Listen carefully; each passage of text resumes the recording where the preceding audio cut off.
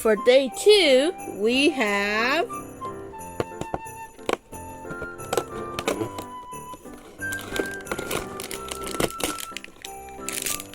the clone commander from the UCS Republic Gunship. Let's put them together. This is the instruction sheet for the minifigure, and this is the figure itself. It even comes with a blaster.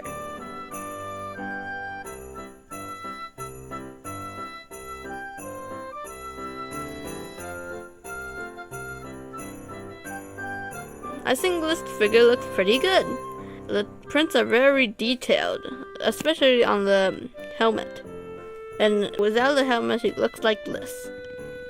This is how the figure looks like riding the Republic Gunship from day 1.